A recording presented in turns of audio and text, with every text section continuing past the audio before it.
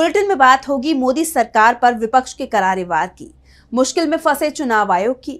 जानेंगे राजा रघुवंशी मामले में पुलिस ने कैसे सुलझाई गुत्थी। तेजस्वी यादव ने क्यों कहा नीतीश नहीं देंगे जवाब। देखेंगे इलाहाबाद हाईकोर्ट के जज जस्टिस शेखर यादव पर सुप्रीम कोर्ट ने क्यों बंद की कार्रवाई। और बुलेटिन के आखिर में देखेंगे जाने माने कार्टूनिस्ट इरफान की किस खबर पर पड़ी तिरछी नजर। लेकिन दिन भर की तमाम बड़ी खबरों से पहले एक नजर आज की सुर्खियों पर। डॉक्टरों के विरोध के बाद गोवा के स्वास्थ्य मंत्री विश्वजीत राणे ने डॉक्टर से मांगी माफी, निलंबन लिया वापस। डॉक्टर से बदसलूकी का है मामला। DGMO lieutenant general Rajiv Ghai को मिली डबल जिम्मेदारी, सेना में बढ़ा कद, deputy chief of army staff नियुक्त किए गए। मुंबई में हुआ बड़ा हादसा, ट्रेन से गिरकर 5 लोगों की गई जान। आदित्य ठाकरे बोले रेल मंत्री अब रील मंत्री बन चुके हैं। शेयर बाजार में तेजी, 256 अंकों की तेजी के साथ 82,445 पर बंद हुआ सेंसेक्स, तो 100 अंकों की तेजी के साथ 25,103 पर बंद हुआ निफ्टी। ये तो थी सुर्खियां। अब बात आज की सबसे बड़ी खबर की। नरेंद्र मोदी को प्रधानमंत्री बने 11 साल हो गए हैं। इन 11 साल में मोदी सरकार अपनी उपलब्धियां नहीं गिना पा रही है, बल्कि पुरानी सरकारों की कमियां गिना रही है, जिसे लेकर कांग्रेस और विपक्षी दलों ने सरकार पर तीखा हमला किया है। राहुल गांधी ने तो सीधे सीधे सवाल कर दिया है।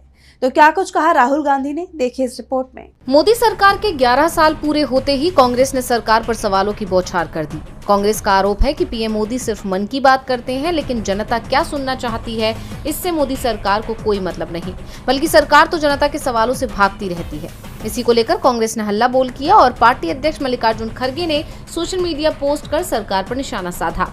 उन्होंने लिखा, पिछले 11 वर्षों में मोदी सरकार ने भारतीय लोकतंत्र, अर्थव्यवस्था और सामाजिक ताने बाने को गहरा आघात पहुंचाया है। बीजेपी आरएसएस ने हर संवैधानिक संस्था को कमजोर कर उनकी स्वायत्तता पर कड़ा प्रहार किया। समाज में नफरत, धमकी और डर का वातावरण फैलाने की कोशिश लगातार जारी है। दलित, आदिवासी, पिछड़े, अल्पसंख्यक व कमजोर वर्गों का शोषण लगातार बढ़ा है। इनके आरक्षण व बराबरी के अधिकार से वंचित रखने की साजिश जारी है। इसके अलावा कांग्रेस सांसद राहुल गांधी ने भी सरकार पर निशाना साधा। उन्होंने कहा कि मोदी सरकार के 11 साल न जवाबदेही न बदलाव, सिर्फ प्रचार। सरकार 2025 पर बात करना छोड़ अब 2047 के सपने बेच रही है। देश आज क्या झेल रहा है ये कौन देखेगा। जब कांग्रेस ने सरकार से सवाल पूछे और सरकार घिरी, तो कांग्रेस के सवालों का जवाब देने के बजाय हर बार की तरह बीजेपी की पूरी टोली पीएम मोदी के बचाव में उतर आई और उल्टा कांग्रेस को घेर लिया। बीजेपी ने सरकार की उपलब्धियां बताने के बजाय कांग्रेस पर हमला बोला। यही नहीं, बीजेपी अध्यक्ष जेपी नड्डा ने नोटबंदी के दौरान लगी लंबी लंबी लाइनों को भी सही ठहरा दिया। उन्होंने कहा लोग मोदी के समर्थन में लाइनों में लगे थे। अब जेपी नड्डा के बयान पर भी बवाल मच गया है। देखना होगा कांग्रेस इस मुद्दे को कैसे उठाती है। विपक्ष मोदी सरकार को घेर रहा है। रोजगार से लेकर महंगाई और जीडीपी, हर मुद्दे पर सवाल हो रहे हैं। सवाल चुनाव आयोग से भी पूछे जा रहे हैं। बीजेपी उन सवालों का जवाब तो नहीं दे रही है जो उससे पूछे जा रहे हैं, लेकिन चुनाव आयोग से जो सवाल पूछे जा रहे हैं उनका जवाब बीजेपी की तरफ से दिया जा रहा है, जिसे लेकर शिवसेना यूबीटी नेता संजय राउत ने तीखा हमला बोला है। देखिए रिपोर्ट। एक बार फिर चुनाव आयोग की निष्पक्षता को लेकर बहस छिड़ गई है। मोदी सरकार पर संवैधानिक संस्थाओं को अपने इशारों पर चलाने के आरोप लग रहे हैं और अब इस बहस में महाराष्ट्र की फडणवीस सरकार भी उलझ गई है। शिवसेना यूबीटी सांसद संजय राउत ने बीजेपी समेत फडणवीस सरकार को निशाने पर ले लिया। राउत ने कहा कि क्या निर्वाचन आयोग ने अपने चेहरे से धूल पोंछने और अपनी कार्य प्रणाली के बारे में संदेह दूर करने का ठेका भाजपा को दे दिया है। राहुल गांधी ने निर्वाचन आयोग से सवाल पूछे हैं, भाजपा से नहीं। देवेंद्र फडणवीस को जवाब क्यों देना चाहिए। दरअसल चुनाव आयोग को लेकर ये बहस महाराष्ट्र और हरियाणा चुनाव में धांधली पर कांग्रेस सांसद राहुल गांधी के बयान के बाद से शुरू हुई है। जहां विपक्षी दलों ने राहुल का समर्थन किया है, वहीं बीजेपी की तरफ से महाराष्ट्र के मुख्यमंत्री देवेंद्र फडणवीस का बयान आया। उन्होंने राहुल गांधी पर लोकतांत्रिक प्रक्रिया का अपमान करने का आरोप लगा दिया। फडणवीस ने कहा कि राहुल गांधी जनता के जनादेश को अस्वीकार कर रहे हैं और हार के लिए दूसरों पर दोष लगा रहे हैं, जिस पर अब संजय राउत ने सवाल उठा दिए हैं। इसके साथ ही संजय राउत ने राहुल गांधी को लेकर कहा कि इस लेख में कांग्रेस सांसद ने 2024 के महाराष्ट्र विधानसभा चुनावों में मैच फिक्सिंग और धांधली का आरोप लगाकर भारतीय जनता पार्टी को बेनकाब कर दिया है। राहुल गांधी के लेख ने दुनिया के उन लोगों के बीच चिंता पैदा कर दी है जो लोकतंत्र में भरोसा रखते हैं। बिहार विधानसभा चुनाव से पहले सामने आए राहुल गांधी के इस लेख ने मोदी सरकार और चुनाव आयोग दोनों को ही गंभीर सवालों के घेरे में ला दिया है। अब ऐसे में सबकी नजरें बिहार चुनाव पर टिकी हुई हैं। बिहार चुनाव से पहले चुनाव आयोग सवालों में है, तो बीजेपी और चुनाव आयोग के बीच मैच फिक्सिंग की भी चर्चा हो रही है। लेकिन इस बीच पिछले 17 दिनों से देश में सबसे ज्यादा चर्चित जो मुद्दा रहा है वो था इंदौर के राजा रघुवंशी का मेघालय से गायब होने का। बाद में खबर मिली कि उनकी जान ले ली गई और अब इस मामले में बड़ा खुलासा हुआ है। देखिए रिपोर्ट। इंदौर की सोनम जो 24 मई को अचानक मेघालय से लापता हुई, वो अब उत्तर प्रदेश के गाजीपुर में मिल गई है। लेकिन इन 17 दिनों में बहुत कुछ बदल गया है। सोनम अपने पति राजा रघुवंशी के साथ हनीमून पर मेघालय गई थी, जहां दोनों अचानक गायब हो गए। बाद में राजा की बॉडी 2 जून को वेई साप डोंग झरने के पास गहरी खाई में मिली। हाथ पर बने टैटू से उसकी पहचान हुई, लेकिन सोनम को कुछ पता नहीं चला। दावे किए गए कि उसका किडनैप किया गया है, लेकिन कहानी में जबरदस्त ट्विस्ट आ गया है। सोनम जिंदा मिल गई है। गाजीपुर पुलिस ने जब उससे पूछताछ की तो उसने खुद को निर्दोष बताया। दावा किया कि उसे किडनैप किया गया था। गाजीपुर में फेंक कर अपहरणकर्ता फरार हो गए, लेकिन पुलिस की जांच में सच्चाई कुछ और ही दिखाई दे रही है। मेघालय डीजीपी इदाशीशा नोंगरांग ने दावा किया कि सोनम ने ही अपने पति को धोखा दिया और उसके नाम की सुपारी दी। भाड़े के लोगों ने राजा की जान ले ली। इस बीच राजा की पीएम रिपोर्ट सामने आ गई है, जिसमें उसके सिर पर धारदार हथियार से हमले की बात बताई गई है। इस मामले में पुलिस ने 4 लोगों को गिरफ्तार किया है, जिसमें राज कुशवाहा भी शामिल है, जिसे सोनम का प्रेमी बताया जा रहा है। दरअसल मेघालय पुलिस को शुरुआत से ही सोनम पर शक बना हुआ था और इसका कारण था कि वो अपने प्रेमी राज कुशवाहा के संपर्क में बनी हुई थी। मेघालय पुलिस का दावा है कि सोनम ने अपने परिवार को फोन किया था, ये सच है। लेकिन ये सब तब हुआ जब हमने राजा की जान लेने वाले आरोपियों को गिरफ्तार कर लिया। राज कुशवाहा की गिरफ्तारी के बाद सोनम के पास कोई रास्ता नहीं बचा था सिवाय इसके कि वो खुद को सरेंडर कर दे। मेघालय में ईस्ट खासी हिल के एसपी विवेक सईम ने कहा कि जिन आरोपियों को गिरफ्तार किया गया है उसमें पहला आरोपी 19 साल का आकाश राजपूत है, जो ललितपुर का रहने वाला है। दूसरा 22 साल का विशाल चौहान है, जो इंदौर से है, और तीसरा 20 साल का राज कुशवाहा है, वो भी इंदौर का रहने वाला है। एक दिन पहले सोनम रघुवंशी गाजीपुर में थी। हमने आरोपी को सागर जिले से गिरफ्तार किया है। इन लोगों ने 23 मई को वारदात को अंजाम दिया और फिर निकल गए। पत्नी पर प्रेमी के साथ मिलकर पति को ठिकाने लगाने के आरोप लग रहे हैं। मामले में बड़े राज सामने आ रहे हैं। सोनम की तरफ से पुलिस को कहानियां सुनाई जा रही हैं। मेघालय पुलिस का दावा है कि जल्द ही सोनम हर बात सच बताएगी। तो बिहार की सियासत में भी विपक्ष एनडीए सरकार से सवाल कर रहा है। विपक्ष के नेता तेजस्वी यादव ने तो यहां तक कह दिया कि मेरे सवालों का जवाब सीएम नीतीश के पास नहीं है, इसलिए वो जवाब नहीं दे रही हैं। तो क्या कुछ कहा तेजस्वी ने, देखिए इस रिपोर्ट में। आरक्षण के मुद्दे पर बिहार की नीतीश सरकार बुरी तरह से घिरती दिखाई दे रही है। नेता प्रतिपक्ष तेजस्वी यादव लगातार सरकार पर हमलावर हैं और वो आरक्षण के मुद्दे को उठा रही हैं। तेजस्वी यादव ने नीतीश सरकार पर जोरदार हमला बोला। उन्होंने एक्स पर पोस्ट किया, क्या नीतीश जी मेरे पत्र का जवाब इसलिए नहीं दिए क्योंकि उनके पास जवाब नहीं है, अथवा वो आदतन ऐसा करते हैं या अधिकारी उन्हें पत्र दिखाते नहीं है। सामाजिक न्याय का ढोल पीटने वाले ऐसे दल जिनके बलबूते मोदी सरकार चल रही है, वो हमारी सरकार द्वारा बढ़ाई गई 65% आरक्षण सीमा को संविधान की 9वीं अनुसूची में शामिल कराने में असफल क्यों हैं? मुख्यमंत्री नीतीश कुमार, केंद्रीय मंत्री चिराग पासवान, जीतनराम मांझी, उपेंद्र कुशवाहा को दलित, आदिवासी, पिछड़ा, अति पिछड़ा वर्गों के इस हकमारी के खिलाफ आरक्षण पर मुंह खोलना चाहिए। सिर्फ कुर्सी से चिपके रहने के लिए राजनीति नहीं होती है। तेजस्वी ने आगे कहा कि अगर प्रधानमंत्री से ये सब लोग इस छोटी सी मांग को भी पूरा नहीं करा सकते हैं तो इनका अपनी राजनीति और ऐसे गठबंधन में रहना धिक्कार है। अगर नीतीश जी प्रधानमंत्री और गृह मंत्री के सामने इस विषय पर कुछ बोलने में असमर्थ है तो उन्हें विधानसभा का एक दिन का विशेष सत्र बुलाना चाहिए, फिर देखिए कैसे हम इसे लागू कराते हैं। दरअसल इससे पहले तेजस्वी ने सीएम नीतीश कुमार को एक पत्र लिखा था जिसमें उन्होंने वंचित वर्गों के लिए आरक्षण सीमा को बढ़ाकर 85% करने की मांग की थी। इस पत्र का जवाब जब नहीं मिला तो तेजस्वी ने एक्स पर पोस्ट किया और अपने पत्र का जवाब नहीं मिलने का कारण बताते हुए सीएम नीतीश कुमार पर जोरदार हमला बोला। तेजस्वी लगातार नीतीश कुमार पर हमलावर दिखाई दे रही है, जिसके चलते एनडीए की सरकार बैकफुट पर है। बिहार में 3 महीने बाद ही चुनावों का ऐलान हो जाएगा। ऐसे में सभी की नजरें बिहार पर टिकी हुई हैं।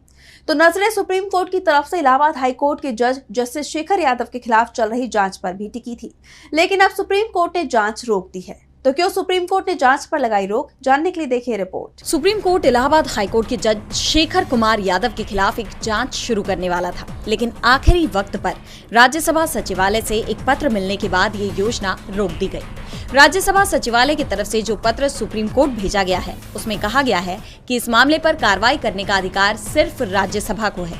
राज्यसभा की डिमांड या सिफारिश पर ही सुप्रीम कोर्ट कार्रवाई को आगे बढ़ा सकता है। दरअसल 13 फरवरी को राज्यसभा के सभापति और उपराष्ट्रपति जगदीप धनखड़ ने संसद में कहा था कि इस मामले पर कार्रवाई करने का अधिकार संविधान के मुताबिक सिर्फ राज्यसभा के सभापति को है।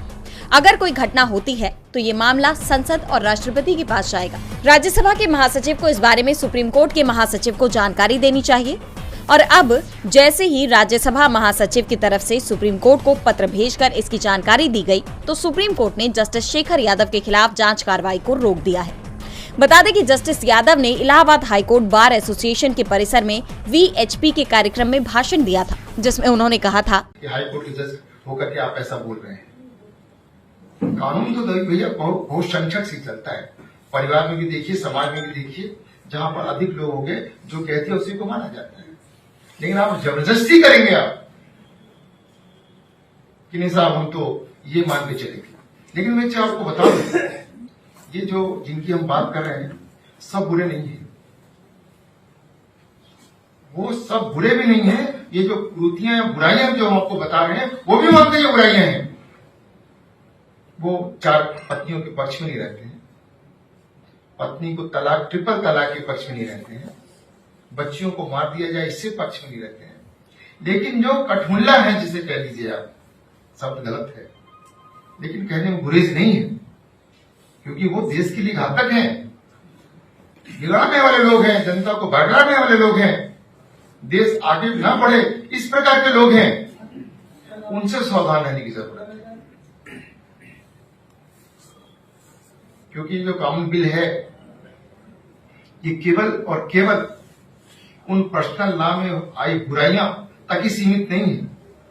ये जब बुराइयां दूर होंगी तो निश्चित रूप से हमारा देश भी प्रगतिशील होगा। जस्टिस शेखर यादव से इस मामले में सुप्रीम कोर्ट ने सफाई मांगी थी, माफी मांगने के आदेश दिए थे, लेकिन जब जस्टिस यादव ने माफी नहीं मांगी तो महाभियोग की प्रक्रिया को आगे बढ़ाने की तैयारी शुरू हुई।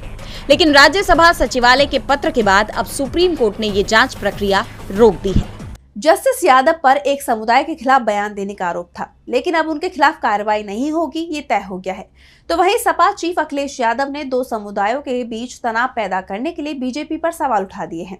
तो क्या है पूरा मामला, देखिए इस रिपोर्ट में। उत्तर प्रदेश के मुख्यमंत्री योगी आदित्यनाथ का साफ कहना है कि कानून तोड़ने वालों के लिए प्रदेश में कोई जगह नहीं है। अपराधियों को कड़ी से कड़ी सजा मिलेगी, लेकिन जब बात जमीनी हकीकत की होती है तो उनके ये दावे फीके पड़ जाते हैं। ताजा मामला कौशाम्बी का है, जहां रामबाबू तिवारी नामक शख्स ने अपनी जान दे दी। इस मामले को लेकर उत्तर प्रदेश की सियासत में हड़कंप मच गया है। सपा प्रमुख अखिलेश यादव ने प्रदेश की योगी सरकार से लेकर केंद्र की मोदी सरकार को घेर लिया है। सपा प्रमुख ने लंबी चौड़ी ट्वीट में बीजेपी पर समाज को बांटने और लड़ाने का आरोप लगाया। उन्होंने लिखा कि ध्यान से समझा जाए तो ये भाजपा की अंदर की राजनीति में मचा एक बड़ा घमासान है, जिसमें 2 या 2 से अधिक समाजों को आपस में भिड़वाकर कौशाम्बी, लखनऊ, दिल्ली की भाजपाई राजनीति अपना खेल खेल रही है, जिसका शिकार जनता हो रही है। दरअसल रामबाबू तिवारी के बेटे पर उनके पड़ोसी ने अपनी बेटी के शोषण का आरोप लगाया था। पुलिस में मुकदमा दर्ज होने के बाद पिता ने जान दे दी। परिजनों का आरोप है कि उन्हें मानसिक रूप से प्रताड़ित किया गया। अब अखिलेश ने आरोप लगाया कि कौशाम्बी में 2 भाजपाई उप मुख्यमंत्री 2 समाज के लोगों को आपस में लड़वा रहे हैं। पहले एक उप मुख्यमंत्री ने नाइंसाफी करते हुए पाल समाज के लोगों को मोहरा बनाया, फिर दूसरे उप मुख्यमंत्री ने अपने उस समाज के नाम पर झूठी सहानुभूति दिखाई, जो समाज इन दोनों के ऊपर वालों को नहीं भाता है। इसीलिए पीछे से वो भी सक्रिय हो गए, जिनकी पहले वाले उप मुख्यमंत्री से पुरानी खींचतान है, और फिर इन ऊपर वालों की भी आपस में टकराहट है। इसीलिए केंद्र वाले कौशाम्बी की राजनीति करने वालों के साथ खड़े हैं। अखिलेश ने इस मामले में राज्य की योगी सरकार से लेकर मोदी सरकार के शामिल होने के आरोप लगाए हैं। उन्होंने कहा कि शीर्ष बीजेपी और शिखर बीजेपी के आपसी झगड़े के कारण हर वर्ग और समाज बीच में पिस रहा है। सच्चाई तो ये है कि समाज को बांटना और लड़ाना ही बीजेपी की पुरानी साजिशाना सियासत रही है। अब अखिलेश के इस बयान से उत्तर प्रदेश की सियासत गर्मा गई है। अखिलेश ने बीजेपी सरकार को घेरा तो मणिपुर को लेकर बीजेपी पहले से ही बुरी तरह से घिरी हुई दिखाई दे रही है। राज्य में 2 साल से हिंसा चल रही है। पीएम मोदी पर विपक्ष हमला बोल रहा है कि वो मणिपुर क्यों नहीं जा रही हैं। इस बीच एक बार फिर राज्य के कई जिलों में इंटरनेट बंद कर दिया गया है। तो क्यों भड़की मणिपुर में हिंसा, जानने के लिए देखिए रिपोर्ट। मणिपुर में एक बार फिर हिंसा उग्र हो गई है। मैती समुदाय काफी आक्रोश में नजर आ रहा है। बीती रात प्रदर्शनकारियों ने निषेधाज्ञा का उल्लंघन करते हुए रात भर मशाल जुलूस निकाला। सरकारी इमारत को जला दिया गया और प्रदर्शनकारियों की सुरक्षा बलों के साथ झड़प हुई। उनकी नाराजगी की वजह मैतेई संगठन अरम्बाई टेंगोल के नेता कानन सिंह की गिरफ्तारी है। इस खबर के सामने आने के बाद से ही प्रदेश की राजधानी इम्फाल में हिंसा भड़क गई, जिसके चलते प्रशासन ने इम्फाल पश्चिम, इम्फाल पूर्व, थौबल, बिष्णुपुर और काकचिंग जिलों में कर्फ्यू लागू किया है। साथ ही इंटरनेट और मोबाइल सेवाएं भी बंद कर दी गई हैं। इन तनावपूर्ण हालात के बीच हाईवे ब्लॉकेज और ट्रांसपोर्ट रूट्स भी प्रभावित होने से आम लोगों को काफी महंगाई का सामना करना पड़ रहा है। खासतौर पर चुराचांदपुर और राजधानी इम्फाल में खाने पीने की चीजें और दवाइयों की भारी कमी हो गई है। जरूरी सामानों के दाम बढ़ गए हैं। स्थानीय लोगों का कहना है कि अब सारी चीजें मिजोरम के रास्ते आ रही हैं। इससे ट्रांसपोर्ट कॉस्ट बढ़ रही है, इसलिए महंगाई बढ़ गई है। पहले जैसी स्थिति नहीं रही। इस बीच राज्य के पूर्व मुख्यमंत्री एन बीरेन सिंह और राज्यसभा सांसद लीसेम्बा सनाजाओबा दिल्ली रवाना हो गए हैं। वे राज्य के मौजूदा हालात पर केंद्रीय नेताओं को जानकारी देंगे। लेकिन सवाल ये है कि आखिर इस समस्या का समाधान कब होगा। आप जानते हैं कि 3 मई 2023 को कुकी मैतेई समुदाय के बीच शुरू हुआ संघर्ष अब तक जारी है। इस हिंसा के चलते 300 से ज्यादा लोगों की जान चली गई, 1500 से ज्यादा लोग घायल हुए और 70,000 से ज्यादा लोग विस्थापित हो गए हैं। अब प्रदेश में राष्ट्रपति शासन लागू है। इसके बावजूद राज्य के हालात बेहतर होने की बजाय बिगड़ते जा रहे हैं। ऐसे में मोदी सरकार सवालों से घिरी हुई है। और बुलेटिन के आखिर में देखेंगे जाने माने कार्टूनिस्ट इरफान की किस खबर पर पड़ी तिरछी नजर।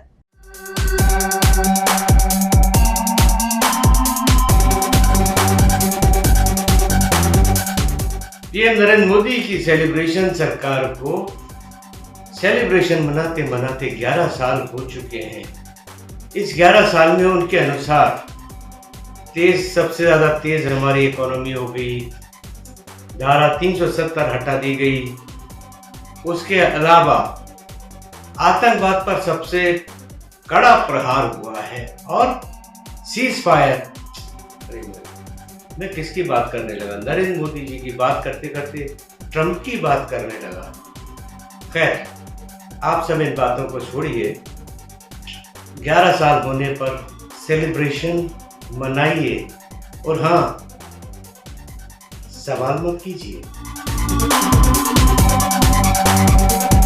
आज सोशल मीडिया से लेकर आपके चलते फिरते जीवन में भी पत्रकारिता के बुरे दौर की चर्चा होती है, क्योंकि जिन लोगों पर सूचना देने की जिम्मेदारी है वो आपके लिए नहीं बल्कि कॉरपोरेट और सरकारों को फायदा पहुंचाने में लग गए हैं। विज्ञापन मॉडल को खारिज कर आप इस बीमारी को दूर कर सकते हैं और अपने नारे को बुलंद कीजिए। मेरे खर्च पर आजाद है खबरें।